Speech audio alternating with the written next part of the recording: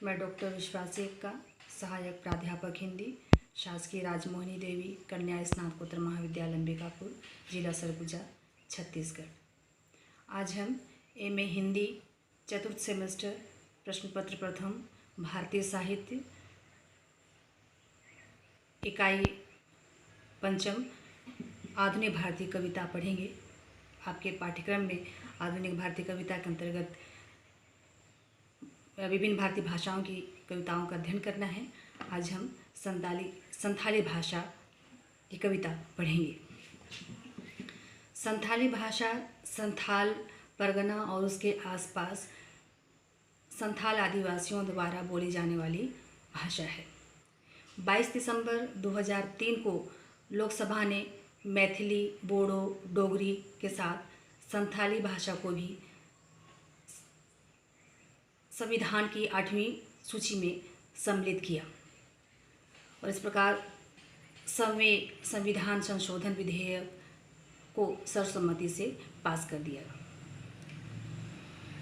संथाल भाषा की हम बात करें तो उसके विकास का श्रेय श्री डोमन साहू समीर को जाता है। वे स्वयं हिंदी भाषी थे, लेकिन संथाली भाषा के विकास में उनका महत्वपूर्ण योगदान है। उन्होंने एक पत्रिका निकाली, होड़ सोमवाद नामक एक संथाली पत्रिका, साप्ताहिक पत्र निकाला और उसमें संथाली भाषा साहित्य के विकास में उन्होंने पूरा प्रयास किया, अपना योगदान दिया। आधुनिक भारतीय संथाली कविता की हम बात करें तो रचना क्रम में रत हैं संथाली कवि। कुछ कवि हैं उल्लेखनीय कवि निर्मला पुतुल, श्याम श्री टूडू, चंद्रमोहन किस्कू और गणेश ठाकुर हंसदा। आज हम पढ़ेंगे निर्मला पुतुल की कविताएं। 2 कविताएं पढ़ेंगे जो आपके पाठ्यक्रम में सम्मिलित है। निर्मला पुतुल जी का जन्म एक आदिवासी परिवार में 6 मार्च 1972 में ग्राम दुधनी कुरवा, जिला दुमका, संथाल परगना, झारखंड में हुआ था। आपके 3 कविता संग्रह हैं। नगाड़े की तरह बजते शब्द, दूसरा अपने घर की तलाश और तीसरा फूटेगा एक नया विद्रोह। निर्मला पुतुल स्वयं आदिवासी समाज से आती हैं। उन्होंने स्वयं आदिवासी जीवन जिया है, समस्याओं को करीब से देखा है, भोगा है। तो आदिवासी समाज की वे सारी बातें, वे समस्याएं, वो तकलीफ़ें, वो शोषण सब उभर कर सामने आया है, बखूबी उभर कर आया है। आपने अपनी कविताओं में आदिवासी समाज की विसंगतियों को भली भांति उकेरा है। हाड़ तोड़ मेहनत के बाद भी आदिवासियों की बदहाली आप देख सकते हैं। वो कितने मेहनतकश होते हैं, फिर भी आज भी वो बदहाल हैं। उनके समाज में कई कुरीतियाँ हैं, ये भी एक कारण है। और थोड़े से लाभ के लिए कई बार वे बड़े समझौते कर लेते हैं। ये तो मानवीय प्रवृत्ति है और ये बुराई आदिवासी समाज में भी दिखाई देती है। पुरुष वर्चस्व यहाँ भी दिखाई देता है और दिकुओं द्वारा शोषण। झारखंड में दिकु एक शब्द है जिसका तात्पर्य है गैर आदिवासी व्यक्ति, शोषक समाज से आने वाला व्यक्ति जो आदिवासी समाज के बीच आता है और उनके बीच में रहकर वो उनके साथ विश्वासघात करता है, उनकी ज़मीनें औने पौने दाम खरीद लेता है, उनकी बहू बेटियों पर गलत निगाह डालता है। तो बनता है वो बाहर से हितैषी, लेकिन वह होता है एक तरह से घुसपैठिया और उनके बीच आकर वो किस तरह से उनका शोषण करता है। इन सारी समस्याओं को कवित्री ने अपनी कविताओं में उठाया है। कविता है बिटिया मुर्मू के लिए 3 कविताएं, 3 अनुच्छेद में कविता है। पंक्तियां मैं पढ़ूंगी और साथ में हम समीक्षा करते चलेंगे, उसका भावार्थ भी जानते चलेंगे।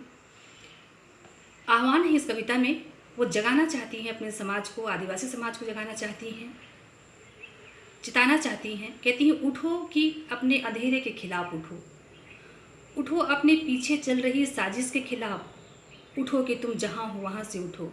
जैसे तूफान से बवंडर उठता है, उठती है जैसी राख में दबी चिंगारी।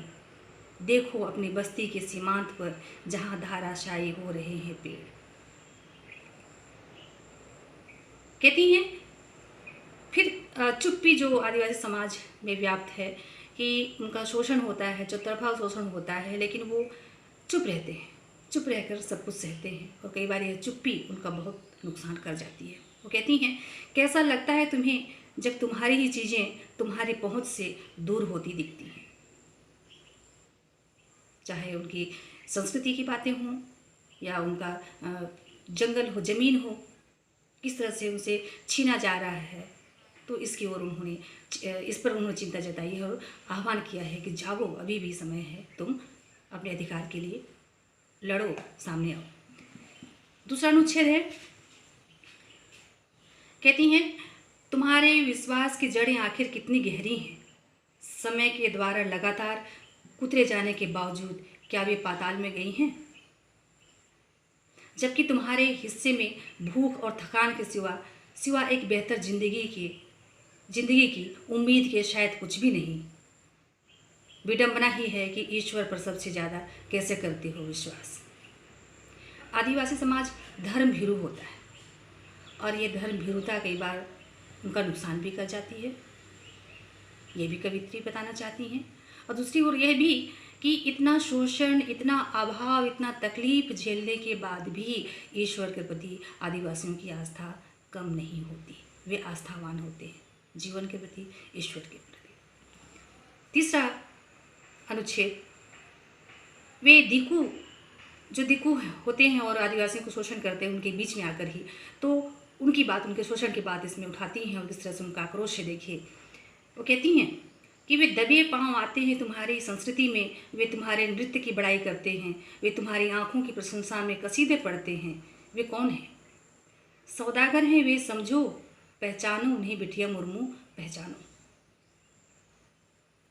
आदिवासी युवतियों का शोषण, शोषक वर्ग या पुरुष, विशेषतः गैर आदिवासी पुरुष किस तरह से उनका शोषण करते हैं, किस तरह से छलावा करते हैं, उनके साथ छल करते हैं, तो कवित्री ने आगाह किया है कि समझो, अभी भी समय है, तुम आंखें खोलकर अपना विवेक इस्तेमाल करके देखो कि वो तुम्हारा शोषण कर रहे हैं या कि तुम्हारा हित कर रहे हैं, तुम समझो।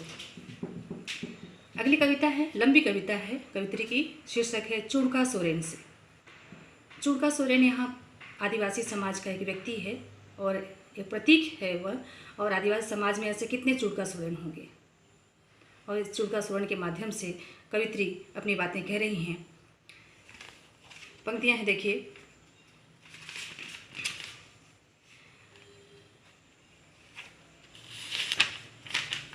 तुम्हारे पिता ने कितनी शराब पी यह तो मैं नहीं जानती, पर शराब उसे पी गई यह जानता है सारा गांव। आदिवासी समाज में गरीबी के कारण या शिक्षा के कारण शराबखोरी की समस्या भी है और उस शराबखोरी में पूरा आदिवासी समाज कैसे बर्बाद हो जाता है, इसकी ओर कवित्री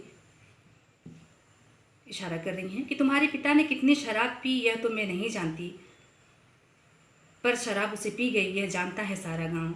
इससे बचो चुड़का सोरेन, बचाओ इसमें डूबने से अपनी बस्तियों को। देखो तुम्हारे ही आंगन में बैठ तुम्हारे हाथों बने हड़िया चावल से बनाया गया एक मदिरा होता है हड़िया, तो तुम्हारे हाथों बनी हड़िया तुम्हें पिला पिला कर कोई कर रहा है तुम्हारी बहनों से ठिठोली।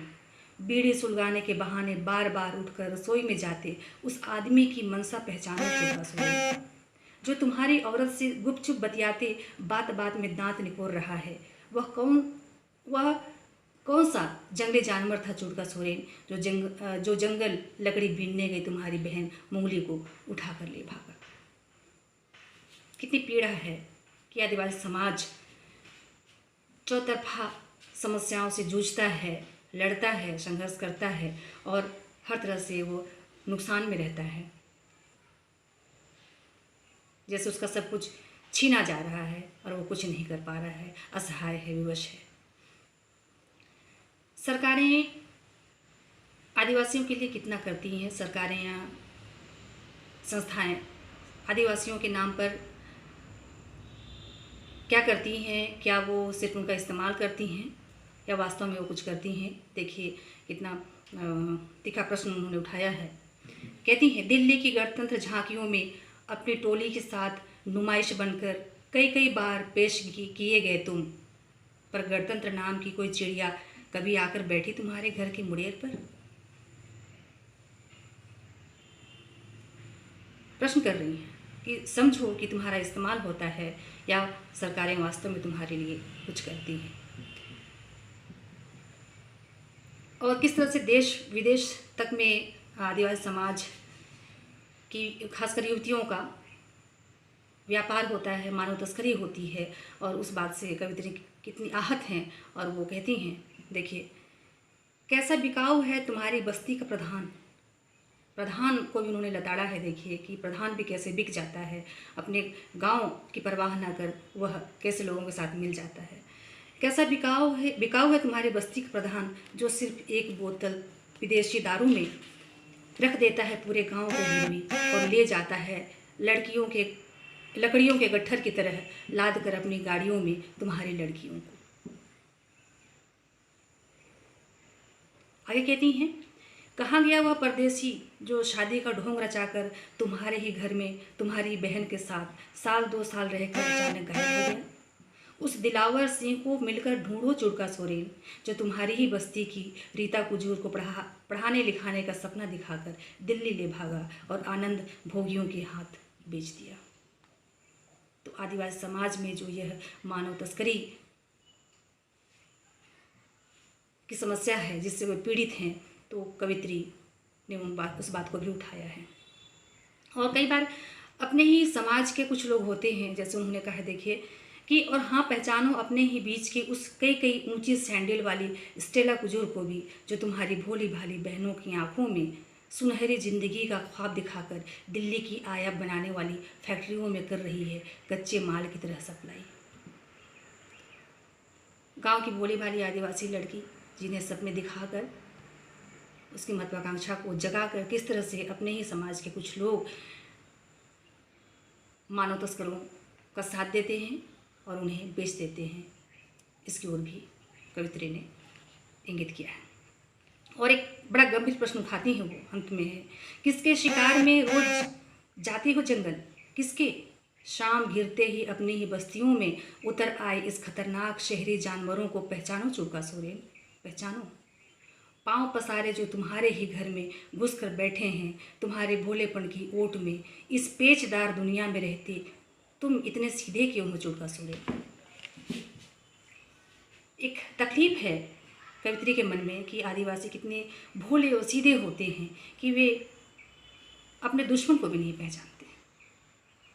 तो कहती हैं, वो इतने सीधे मत बनो, तुम पहचानो कि तुम्हारा असली दुश्मन कौन है और तुम